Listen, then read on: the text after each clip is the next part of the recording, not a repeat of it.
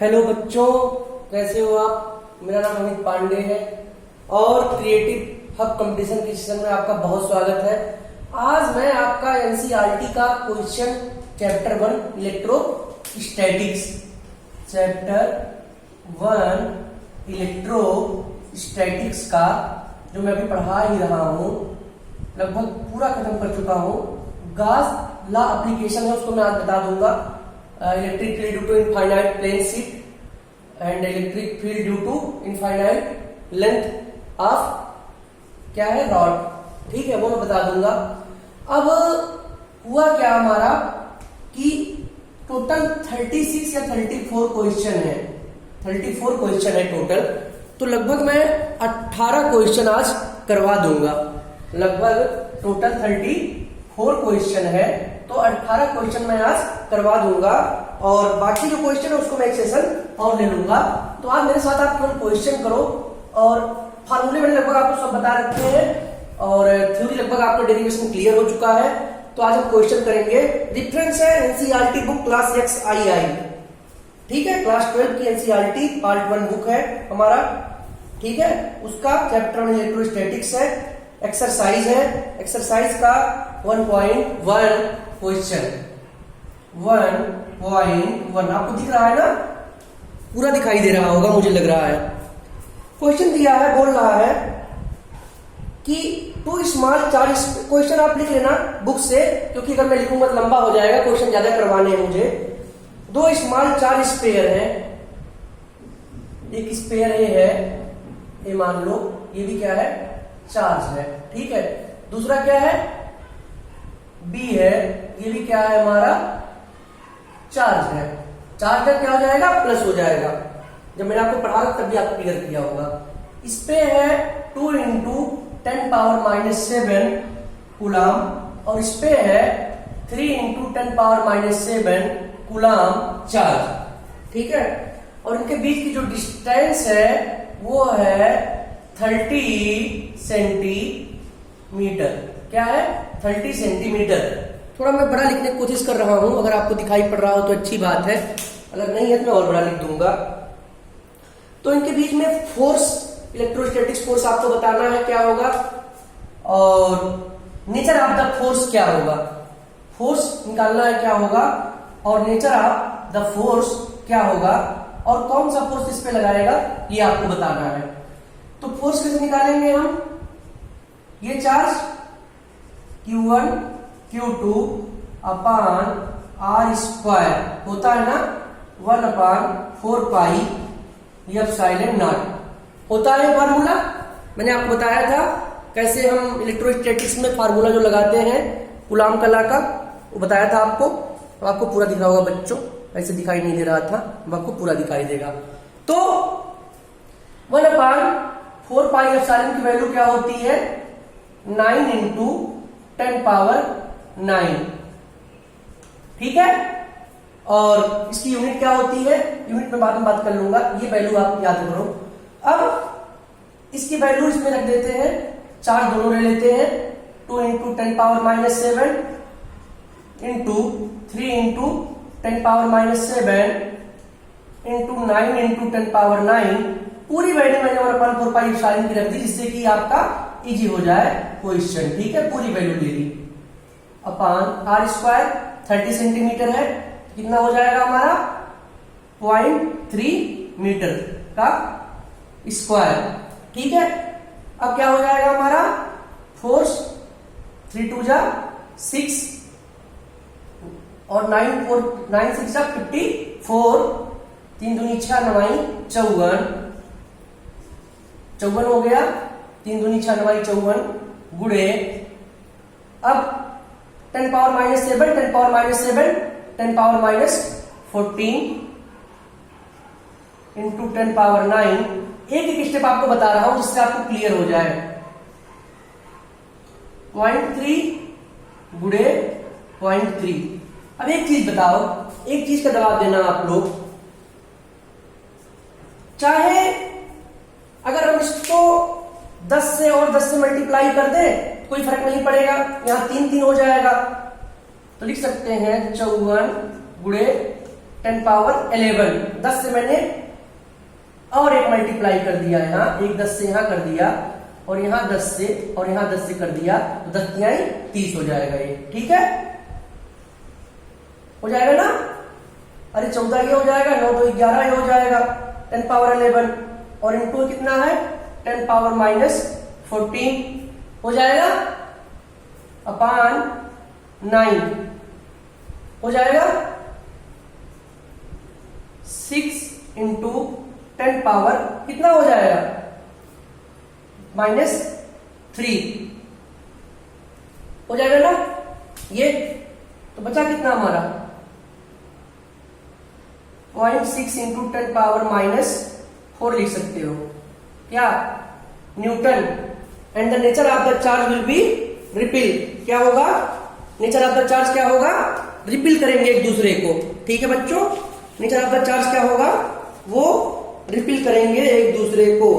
Calculation मैंने आपको बहुत आसानी से बता दिया, और इसका आंसर मैं चेक कर लेता हूं कितना आया है। ठीक है, यहाँ 6 × 10 पावर -3 न्यूटन ही था, यहाँ मैंने एक और बढ़ा दिया, 10 पावर -4 हो गया पॉइंट लगा करके। तो इसको यही लिख सकते हो 6 × 10 पावर -3। नेचर ऑफ चार्ज क्या होगा, रिपील।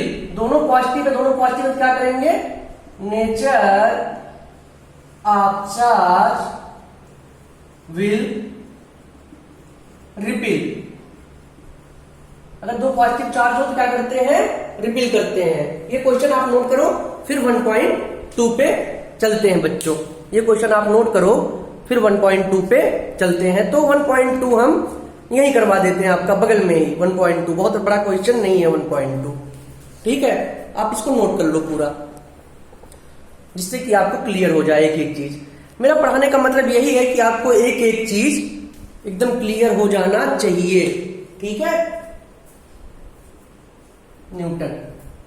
ठीक है, अगर बच्चों दो पॉजिटिव चार्ज हैं, जब हम चार्ज, अगर कोई भी पॉइंट होता है, स्पेयर हो कुछ भी हो, जब उसे चार्ज कर देते हैं तो क्या होता है, पॉइंट चार्ज करने के बाद क्या हो जाता है, पॉजिटिव हो जाता है। निगेटिव क्या होते हैं, वो चार्ज करने के बाद क्या हो जाता है, हमारा पॉजिटिव हो जाता है। तो जब दो चार्ज पॉजिटिव है तो क्या करेंगे, वो रिपील करेंगे, because like charge will be always repeal in the nature. Note कर लिया। अब 1.2 पे चलते हैं।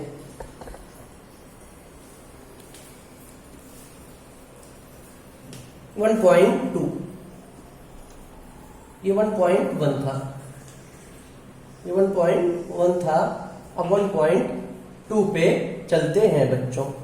1.2 बोल रहा है, the electrostatic force on a small sphere of charge 0.4 microcoulomb due to another small sphere of charge -0.8 microcoulomb is there in 0.2 newton. एक यहां पर चार्ज है स्मॉल। हमेशा जो इलेक्ट्रोस्टैटिक्स में हमारा जो लॉ होता है, किसका लॉ होता है, हमारा कूलम का लॉ होता है। कूलम लॉ जो होता है हमेशा पॉइंट चार्ज के लिए वैलिड होता है। अब बड़े चार्ज के लिए वैलिड नहीं होता है, लेकिन जब बड़े बड़े हमारे चार्ज दूर हो जाते हैं तो उनके बीच में जो सेपरेशन होता है तो भी उसकी वजह से पॉइंट चार्ज हो जाता है। ठीक है, अब बोल रहा है एक स्मॉल चार्ज है 0.4 माइक्रोकूलम का, दूसरा स्मॉल चार्ज है हमारा -0.8 माइक्रोकूलम का। ठीक है,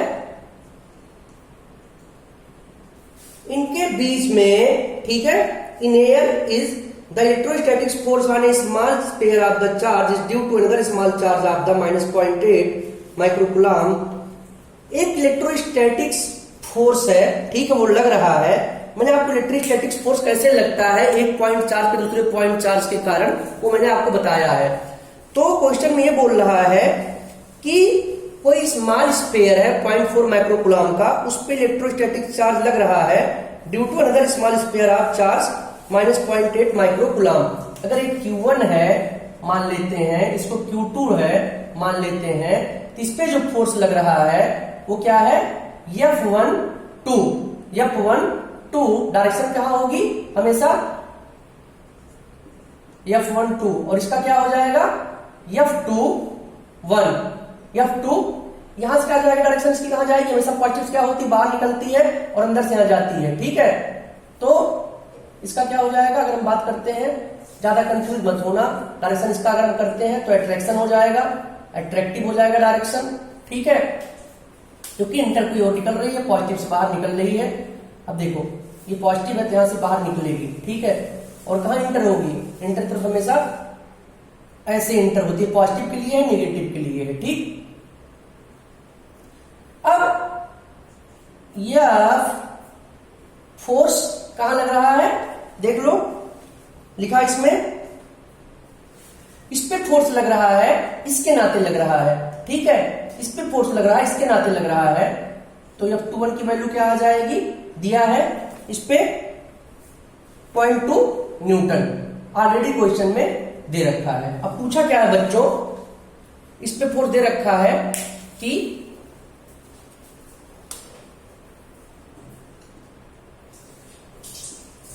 कितना दे रखा है, फोर्स 0.2 न्यूटन। अब एयर में है तो 1/4 पाई एप्सिलॉन की वैल्यू वही होगी 9 × 10⁹। डिस्टेंस पूछ रखा है कि दोनों स्फीयर के बीच में डिस्टेंस क्या होगी, आर पूछ रखा है मैग्नीट्यूड का, तो F21 is equal to Q1 Q2 upon 4 pi epsilon R21 का स्क्वायर, R21 का क्या वेक्टर फॉर्म में होता है हमारा, लेकिन हमें कोई बात नहीं है, ये हमारा हमें क्या निकालना है, वेक्टर फॉर्म में निकालना, हमें केवल इसका मैग्नीट्यूड निकालना है बच्चों। तो F21 क्या हो जाएगा, हमारा वैल्यू 0.2 न्यूटन है, तो 0.2 बराबर हो जाएगा, Q1 की वैल्यू कितनी है 0.4 माइक्रोकूलम, और इसकी वैल्यू कितनी है माइनस पॉइंट, इसको 0.4 को 10⁻⁶ कूलम कर सकते हो, क्योंकि 1 माइक्रोकूलम में 10⁻⁶ कूलम होता है, गुणे 0.8 × 10⁻⁶ कूलम। ठीक है, ये हो गया, गुणे 9 × 10⁹ होगा बच्चों। अब अपान क्या हो जाएगा, यही तो निकाला है हमारा, ये निकालना मैग्नीट्यूड, कोई बात नहीं, इसको लिख सकते हो 0.2 R² इज इक्वल टू, अब देखो 10 9 जा हमारा 9। ठीक है, अब देखो इसमें मल्टीप्लाई करना है बस, और कुछ नहीं करना है।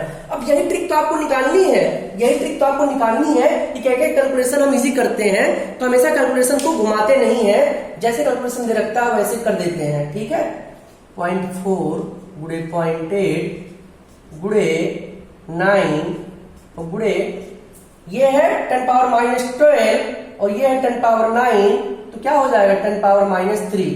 ठीक, 0.2 R² इज इक्वल टू, अब ये क्या हो जाएगा हमारा 9 8 जा, अब देख लो इसको छोड़ दो आप। अगर एक चीज बताओ, अब बहुत आसान क्वेश्चन है, अगर हम यहाँ 10 से मल्टीप्लाई कर देते हैं, अगर हम यहाँ 10 से मल्टीप्लाई कर देते हैं, यहां भी पॉइंट है यहां भी पॉइंट है, कोई फर्क नहीं, इसको हम लिख सकते हैं 2 दूनी 4, 2 दूनी 4 और 2 8 16 9 144, 144 है ना,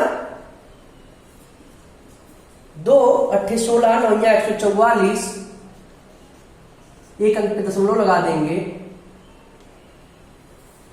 2 8 16 9 954 का 16 9 पूरा कर लो, 144 एक दशमलव लगा दिया इंटू 10⁻³ एक चीज है, अगर दशमलव यहां ला देंगे तो लिख सकते हैं R² बराबर 1.44, छोड़ दो, अगर इसको 144 लिखना है तो क्या हो जाएगा 10⁻⁴, ये क्या हो जाएगा 12 इंटू 10⁻², मतलब 0.12 centimetre, distance will be 0.12 centimetre.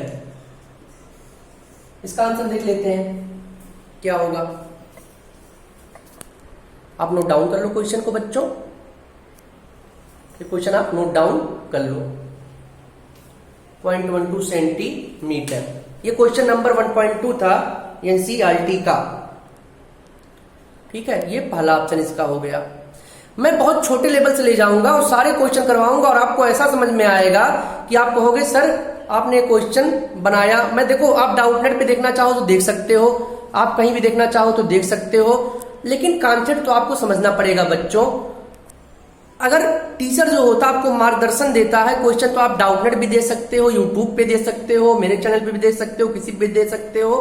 बस आपको समझना क्या है, कैलकुलेशन करने कैसे आना है, कैसे हम लाएंगे, कैसे हम at a time question solve करेंगे, तो वो चीजें इसके लिए मुझे आपको अडॉप्ट करवानी है। बाकी क्वेश्चन तो आप खुद ही कर लोगे, थोड़ा चाहे बड़ा हो चाहे छोटा हो। इसका आंसर चेक कर लेते हैं बच्चों, क्या है, क्योंकि आंसर तो मुझे पता नहीं होता है क्या है क्या नहीं है, तो एक बार चेक तो करना बनता है कि क्या आंसर है। आंसर एक बार चेक कर लेंगे पता चल जाएगा कि वी आर राइट और वी आर रॉन्ग। ठीक है, तो क्या हो जाएगा हमारा 12 सेंटीमीटर। यहां 12 × 10⁻² मीटर था, तो क्या हो जाएगा 12 सेंटीमीटर। सॉरी, उसके लिए मैंने पॉइंट लिख दिया था, क्योंकि 1 सेंटीमीटर बराबर क्या होता है 10⁻² मीटर या 1/100 मीटर। ठीक है, अब पूछा है दूसरा option, what is the force on the second sphere due to the first. The force on the second sphere due to the first. तो पहले पे कितना चार्ज है, तो अगर दूसरे स्फीयर पे जो फोर्स होगा पहले स्फीयर से कितना होगा बताओ, 0.2 newton. Force on -0.8 microcoulomb due to 0.4 microcoulomb. मतलब जो फोर्स लगेगा वो किस पे लगेगा, 0.4 माइक्रोकूलम पे लगेगा, और किससे लगेगा 0.8 माइक्रोकूलम से लगेगा। किसके कारण लगेगा, 0.8 माइक्रोकूलम के कारण लगेगा मेरे बच्चों। और नेचर क्या होगा इसका, एट्रैक्शन होगा, क्योंकि साइन क्या है, डिफरेंट है, एक पॉजिटिव है तो दूसरा क्या है हमारा निगेटिव है, इसलिए क्या होगा हमारा फोर्स का नेचर जो होगा एट्रैक्शन होगा। तो इसको मस्ट भी आप लर्न कर लो। ठीक है, मैंने आपको जब कूलाम कला बताया था, ये सब क्वेश्चन मैंने आपको बहुत अच्छे से बताया था, आपको पता भी होगा कि जब मैं कूलाम कला बताया था तो ये सब क्वेश्चन मैंने एक भी नहीं छोड़ा था, सब आपको इस टाइप का मैं थ्योरी में ही बता दिया था। ठीक है, बस आपको डायरेक्शन बनाने आनी चाहिए। अगर डायरेक्शन नहीं बता पाओगे, बस क्वेश्चन देखोगे बहुत आसान क्वेश्चन है, तो मुझे कराने नहीं चाहिए थे, लेकिन ये है कि मुझे शुरू से शुरू करना है, तो इसलिए आपको सारे क्वेश्चन में एक बार तो इस चैप्टर का करवा ही दूंगा। बाकी जब अगला चैप्टर पढ़ाऊंगा तो अपने आप क्वेश्चन लगाने लगोगे। ठीक है बच्चों, तो ये चीजें मुझे तो बतानी होंगी ही। ठीक है,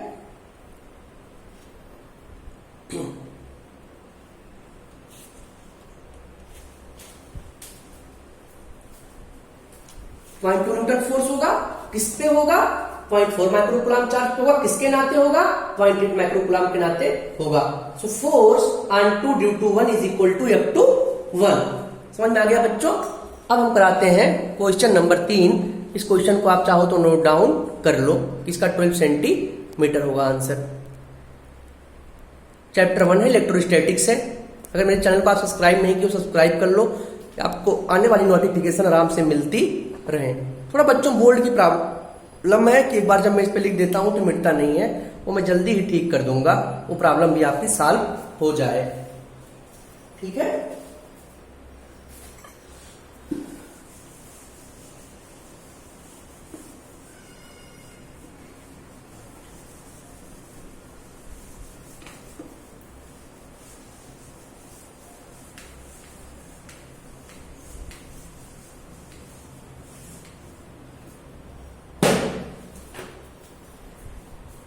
क्वेश्चन है हमारा क्वेश्चन नंबर 3। बोल रहा है कि चेक द रेशियो, एनसीईआरटी का एक्सरसाइज का 1.3 है, यूनिट एक्सरसाइज का physics exercise book class XII का क्वेश्चन नंबर 3 है, इलेक्ट्रोस्टैटिक्स का। ये बोल रहा है K² G mass of electron mass of proton का रेशियो जो है वो डायमेंशन लेस है, मतलब कोई डायमेंशन इसका नहीं है, ये चेक करने को बता रहा है। क्या बता रहा है बच्चों कि जो डायमेंशन है डायमेंशन लेस है K²। तो चेक कर लेते हैं, है क्या हमारा K की वैल्यू कितनी है, 9 × 10⁹, चूंकि K is equal to 1/4πε0 for air. हमारी K की वैल्यू क्या है, 1/4πε0 फॉर एयर। तो G की वैल्यू कितनी है, 6.67 into 10 power minus 12। Mass of electron कितना होता है 9.1 into 10 power minus 31 kg. Mass of proton कितना होता है 1.67 इंटू 10 पावर माइनस 27 केजी। ठीक है, अब ये चीज हमारा कितना हो गया सॉल्व करोगे तो 9 इंटू 10 पावर 9, 10 पावर 31, 12 और 27, 31 और 12 सब ऐड कर लो। 7 1 8 2 जा 10, 1 3 1 4 2 6 1 7 7 1 8 2 इसका शून्य हासिल लगे 1 3 2 5 1 6 1 7। तो 6.67 इंटू 9.1 इंटू 1.67 इंटू 10 पावर क्या हो जाएगा -70, ये ऊपर चला जाएगा।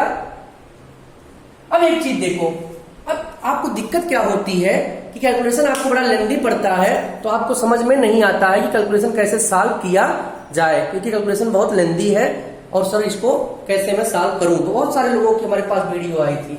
तो जितना ये डिजिट है बच्चों, जितना ये डिजिट है 2 यहाँ आ रहा है, एक आप अगर रेशियो ही मान लो, अगर इसको 7 मान लेते हो, इसको 10 मान लेते हो, इसको 1.6 है ये तो 1.5 मान लो या 2 मान लो। ठीक है, तो 7 अगर 10 से 70 और 70 दूनी कितना हो जाएगा 140 हो जाएगा। तो लगभग नागर में आएगा 0.00 तक जाएगा।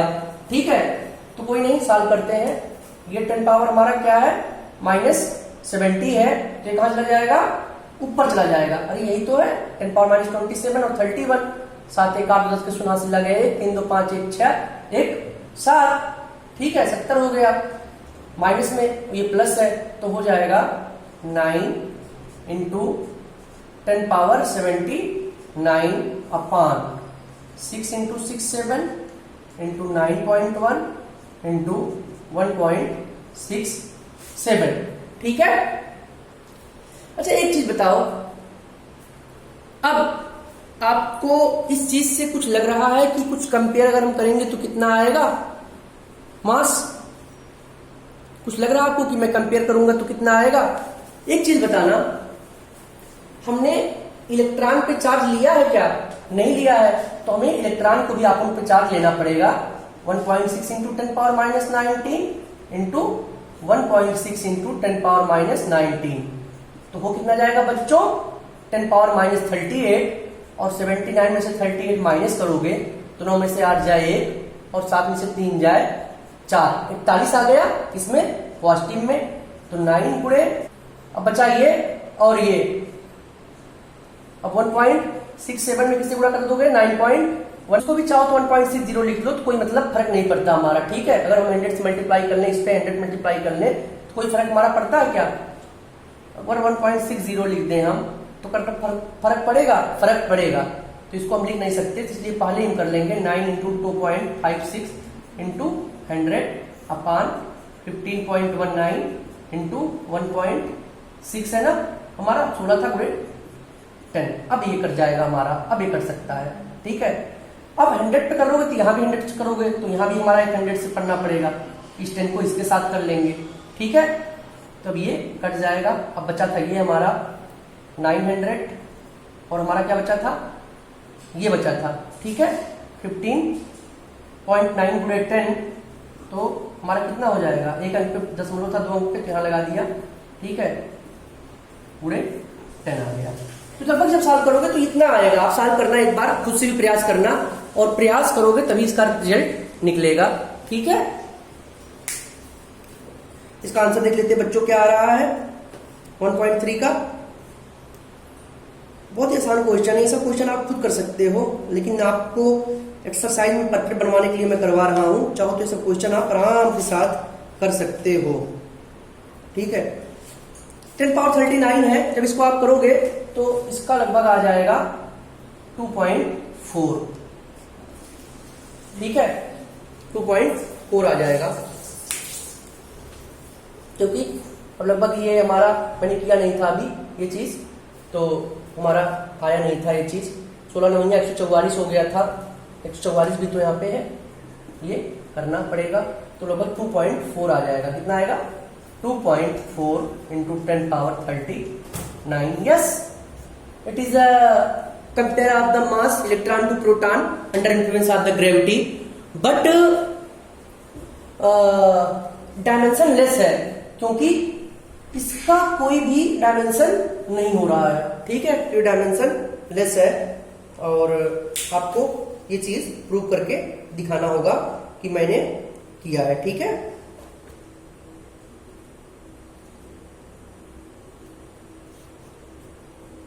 ये आपको प्रूव करके बच्चों दिखाना होगा कि ये मैंने किया है। प्रूव करके नहीं दिखाओगे तो दिक्कत हो जाएगी, एग्जामिनर आपका वो नहीं हो पाएगा, ठीक है।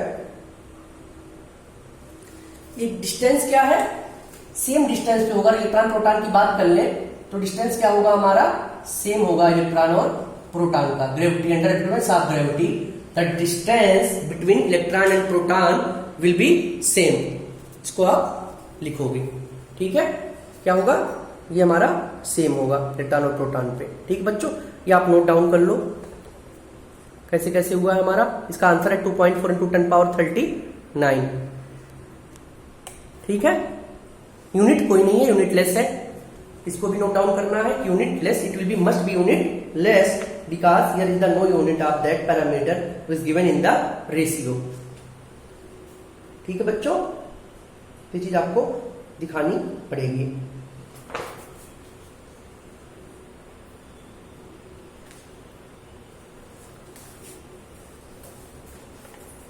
इसको आप नोट डाउन कर लो।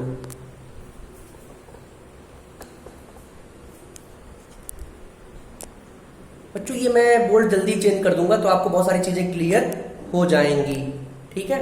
बस कैलकुलेशन है और कुछ नहीं है। फिजिक्स में भी थोड़ा कैलकुलेशन है। ट्रिक वाले क्वेश्चन तो नीट के लेवल पे आएंगे जब मैं आपको कराऊंगा एडिशनल एक्सरसाइज, उसमें ट्रिक के क्वेश्चन आपके आएंगे, उसको करने में मजा आएगा। वो ट्रिक के क्वेश्चन है भैया, वो ज्यादा ही समझ में आता है। अब एक क्वेश्चन मैं यहां करा देता हूं बगल में। 1.4 है question. Explain the meaning of the statement electric charge of a body is quantized.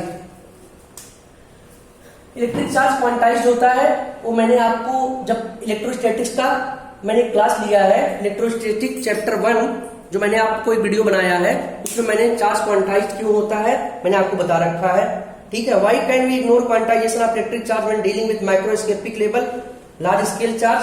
जब मैक्रोस्कोपिक लेवल पे होते हैं, जब हम गास थ्योरम आपको बता रहे थे, उससे पहले जब मैं आपको फ्लक्स बता रहा था कैसे निकाला जाता है, ठीक है, और गास लॉ का भी मैं एप्लीकेशन भी समझाऊंगा, ठीक है। तो माइक्रोस्कोपिक लेवल पे क्या होते हैं, इलेक्ट्रॉन बहुत ज्यादा हो जाते हैं। माइक्रोस्कोपिक लेवल पे क्या होते हैं हमारा, जब कोई भी चीज चार्ज होता है ऐसे पॉजिटिव पॉजिटिव पॉजिटिव पॉजिटिव, कोई भी चीज अनचार्ज उस पे क्या होता है, इलेक्ट्रॉन स्टैटिक कंडीशन में होता है। इलेक्ट्रॉन क्या होता है, अनचार्ज पे स्टैटिक कंडीशन में होता है बच्चों। लेकिन जब हम उसको चार्ज कर देते हैं किसी भी सिस्टम को, तो उसमें क्या होता है, इलेक्ट्रॉन बहुत तेजी से मूव होने लगता है। और इलेक्ट्रॉन जब मूव होने लगते हैं, बहुत सारे इलेक्ट्रॉन का इंफ्लुएंस हो जाता है, बहुत ज्यादा इलेक्ट्रॉन हो जाते हैं।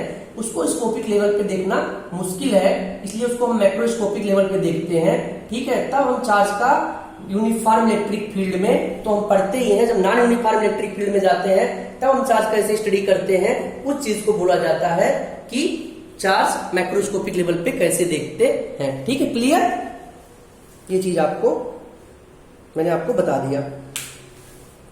इसका मैंने आपको बता रखा है वीडियो गास थ्योरम में इलेक्ट्रिक फ्लक्स पे, तो आप देख लेना इसको भी। 1.5 when a glass rod is rubbed with A silk cloth. जब कोई भी ग्लास रॉड, पहला ही चैप्टर इलेक्ट्रोस्टैटिक्स का मेरा है, उसमें ग्लास रॉड और सिल्क क्लॉथ के बारे में बता रखा है, लेकिन फिर भी मैं आपको बता देता हूं। ये क्वेश्चन एक ग्लास रॉड है और एक क्या है, सिल्क क्लॉथ है। क्या है, सिल्क क्लॉथ है। आपस में क्या किए, रब किए जाते हैं, रगड़े जाते हैं। ग्लास रॉड को सिल्क क्लॉथ से रगड़ा जाता है, ठीक है। Charges appear on a both a similar phenomenon is observed with many other pairs of bodies. Explain how to observation is consistent with the law of the conservation of the charge. तो charge को हमेशा क्या किया जाता है, charge को ना तो हम क्रिएटेड कर सकते हैं ना तो डिस्ट्रॉयड कर सकते हैं। ना चार्ज को हम क्रिएट कर सकते हैं, मतलब चार्ज को ना तो हम बना सकते हैं, ना तो उसको डिस्ट्रॉयड कर सकते हैं, ना इसको नष्ट कर सकते हैं। It is only transfer of the one body to another body. कितने मैकेनिज्म से, चाहे वो फ्रिक्शन लॉ से, चाहे वो हमारा इंडक्शन लॉ से, प्रेरण इंडक्शन द्वारा या हमारा फ्रिक्शन द्वारा, दो मेथड होते हैं कि चार्ज हम उसको ट्रांसफर कर सकते हैं।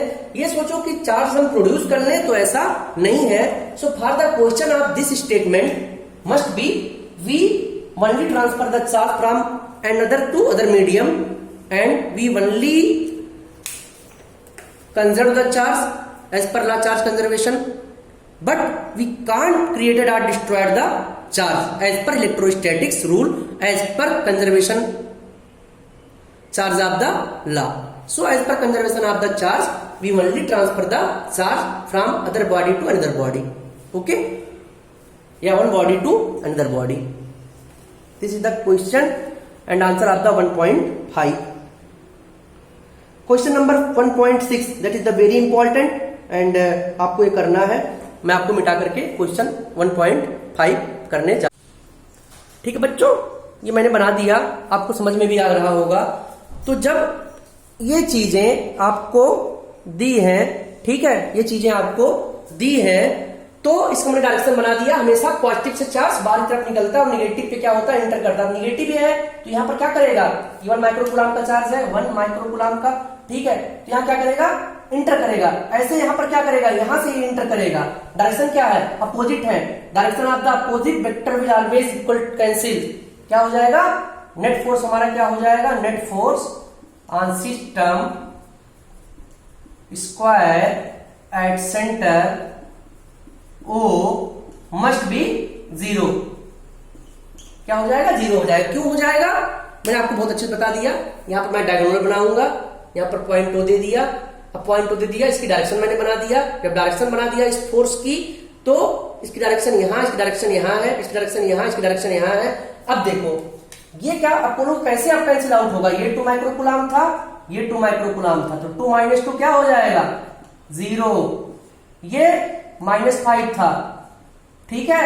अब -5, तो -5 + 5 बराबर 0, ठीक है।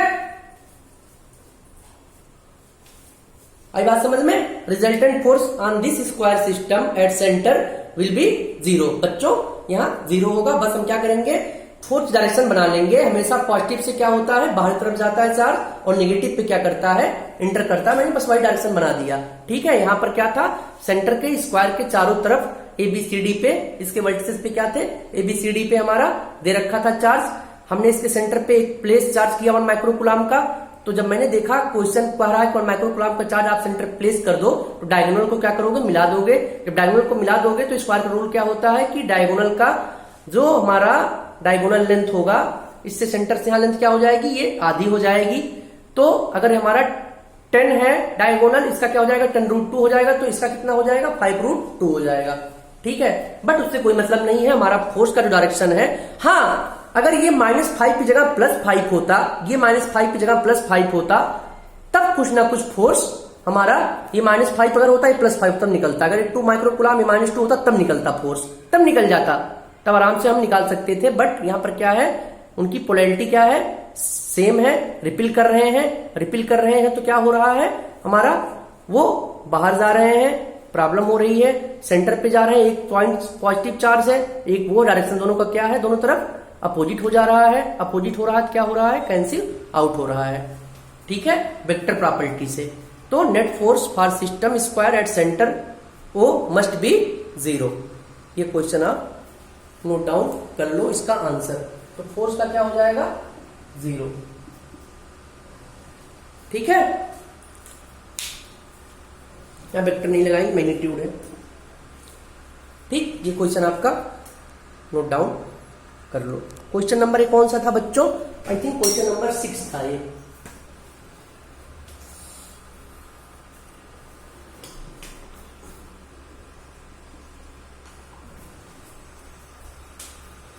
ठीक है, स्क्वायर था, चारों तरफ चार्ज दिए गए थे ABCD पे इसके। अब कॉर्नर पे अब एक 1 माइक्रोकूलम का चार्ज इसके सेंटर पे प्लेस किया गया। अब बोला कि नेट फोर्स क्या होगा 1 माइक्रोकूलम के चार्ज पे। मैं क्वेश्चन लिख देता हूं, net force on 1 microcoulomb charge.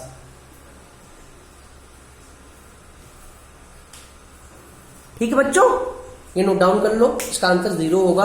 और ये आपके कॉन्सेप्ट क्लियर हो गया होगा जितना मैंने अच्छे से आपको बताया है। ठीक है, बस मैंने आपको डायरेक्शन बताया, और डायरेक्शन अगर ऐसे अपोजिट होगा तो अपने आप फोर्स अगर मैग्नीट्यूड बराबर है और उनका साइन बराबर है तो कैंसिल आउट हो जाएंगे।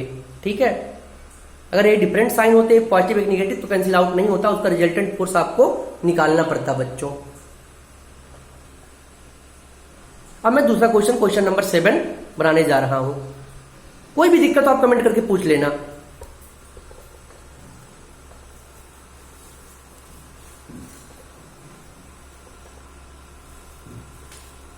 क्वेश्चन 7 ये बोल रहा है an electrostatics field line is continuous curve. बोल रहा है कि इलेक्ट्रोस्टैटिक्स फील्ड लाइन क्या कंटिन्यूअस कर्व होता है? बताओ बच्चों। That is field line can not have sudden breaks, why not?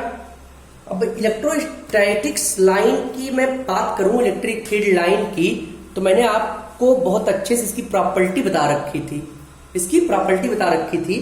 तो जब आप इलेक्ट्रिक फील्ड लाइंस की प्रॉपर्टी पढ़ोगे तो अपने आप ये क्वेश्चन आपको क्लियर हो जाता है। ठीक है, ये ब्रेक क्यों नहीं होता है? अब ब्रेक इसलिए नहीं होता है कि इसका बहुत बड़ा रीजन है। कंटिन्यूअस कर्व होता है, ब्रेक इसलिए नहीं होता है कि इस पे क्या होते हैं हमारा, जब कोई भी लाइन होता है, ठीक है, जब कोई भी लाइन होता है और इलेक्ट्रिक फील्ड जब क्रिएट होती है तो कंटिन्यूअस वो कर्व होता है, वो ब्रेक कभी नहीं होता है। ठीक है, हमारा वो चलता रहता है। और जब भी कोई चीज चार्ज करोगे तो क्या करोगे, मैंने कहा जब चार्ज होगी तो इलेक्ट्रॉन बहुत ज्यादा होने लगेंगे। जब इलेक्ट्रॉन बहुत ज्यादा होने लगेंगे तो क्या होगा, पॉजिटिव क्रिएट होता चला जाएगा चार्ज होने के बाद। और चार्ज होगा जो हमारा कंटिन्यूअस क्रिएट होता रहेगा, वो कभी रुकेगा नहीं, तब वो डायनेमिक हो जाएगा। स्टैटिक क्या है कि चार्ज हमारा रेस्ट कंडीशन में है बच्चों। ठीक है, क्वेश्चन नंबर आपका क्या था, 1.7 था ये। इस क्वेश्चन को आप नोट डाउन कर लो, इंपॉर्टेंट था ये क्वेश्चन, मैंने आपको बता भी दिया था और नोट डाउन आपने कर भी लिया होगा बच्चों, मुझे पता है, स्मार्ट लोग हो आप लोग। तो मैं थोड़ा क्वेश्चन बहुत स्लो पढ़ा रहा हूँ कि आपको समझ में आ जाए, नहीं तो ये क्वेश्चन तो उड़ने वाले हैं सबके। आराम से आप बताओ और खत्म करो। ठीक है, अब क्वेश्चन 1.8, 2 पॉइंट चार्ज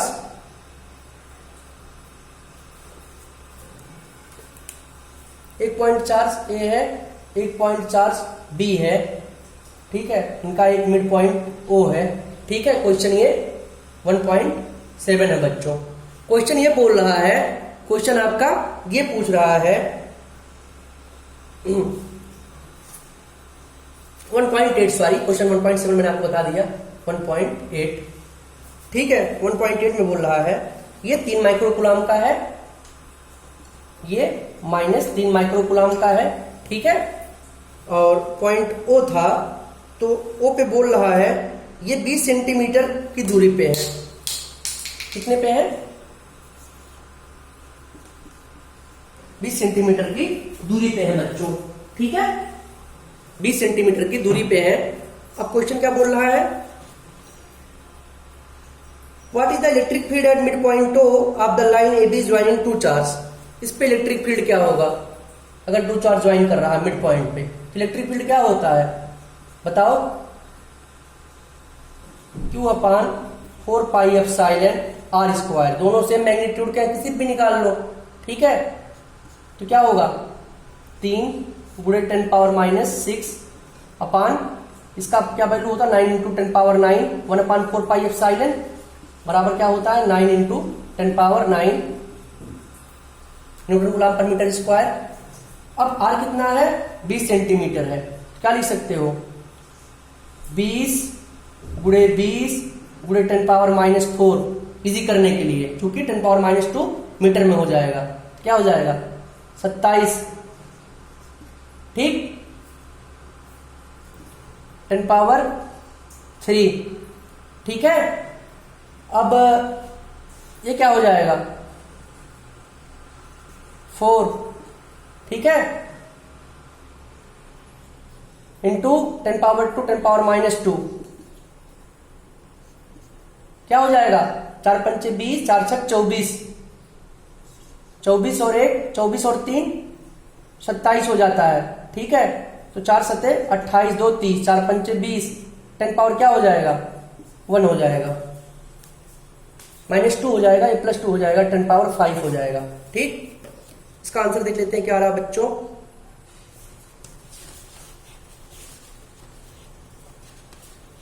तो बस क्वेश्चन को आप नोट डाउन करो जो मैंने आपको बताया।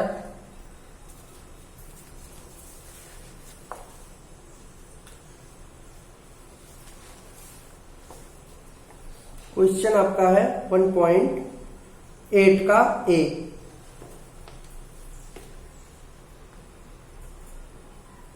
1.8 का ए, 1.8 का ए।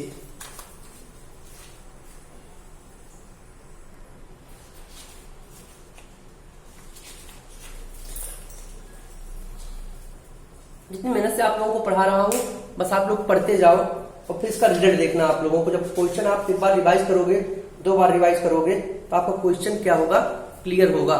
ठीक है, जितना मैं पढ़ा रहा हूं बस आप पढ़ते जाओ। एक मिनट। इसमें और क्या था, इसमें क्वेश्चन नंबर 18 में और क्या था, और कुछ पूछा है क्या?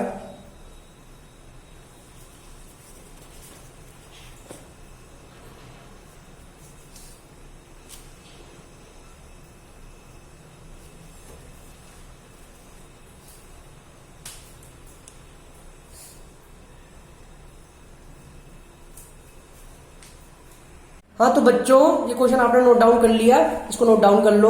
E1 और E2 नेट इलेक्ट्रिक फील्ड जुड़ जाएगा इससे। इसको एक टेस्ट चार्ज मैंने मान लिया था Q0, इस पॉइंट पे हमने निकालना था इलेक्ट्रिक फील्ड, ये निकाल लिया। ठीक है, अब दूसरा इसमें ऑप्शन पूछा है, इसकी वैल्यू आएगी 5.4 × 10⁶ न्यूटन पर कूलम। आंसर इसका आ जाएगा इलेक्ट्रिक फील्ड का। ठीक है,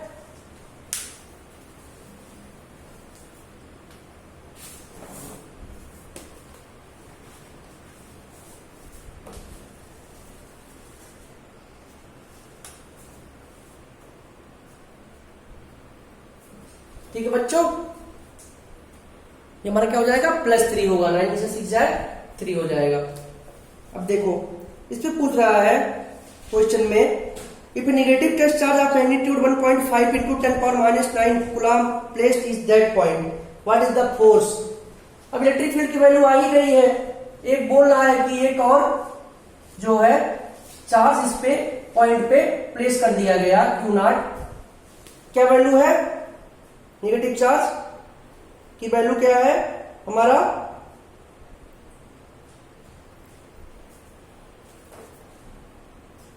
(1.5 × 10⁻⁹ कूलम। कहां प्लेस किया गया, इस पे प्लेस किया गया है। ठीक है, तो इसकी वैल्यू क्या आएगी।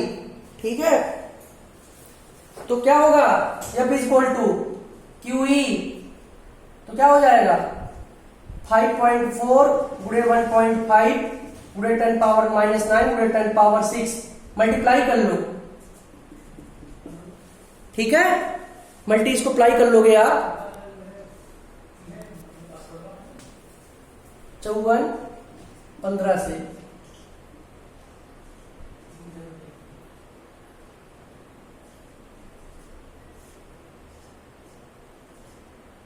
(810 × 10⁻³ 2 पॉइंट पे है, तो 8.1 क्या हो जाएगा, ये मिली न्यूटन, या 8.1 × 10⁻³ न्यूटन।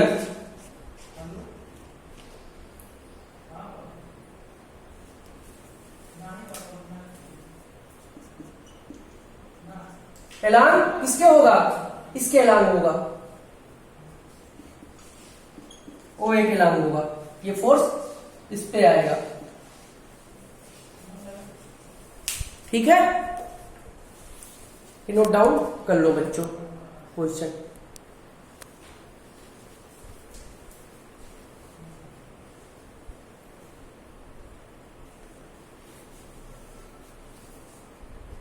में बदलना है 10⁻⁶ को।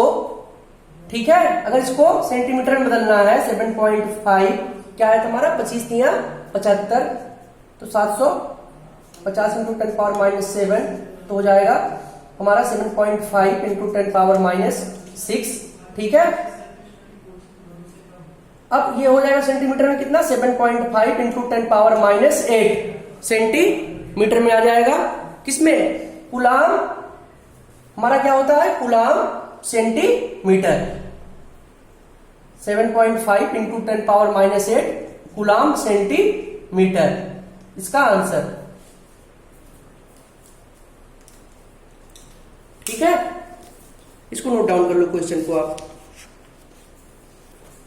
समझ लो, बस नोट डाउन क्या करना आपको, मैं ट्रिक समझा रहा हूं कैसे निकलते हैं क्वेश्चन बस। और शॉर्ट ट्रिक पे कभी नहीं जाना, हमेशा लॉन्ग ट्रिक को फॉलो करना बच्चों।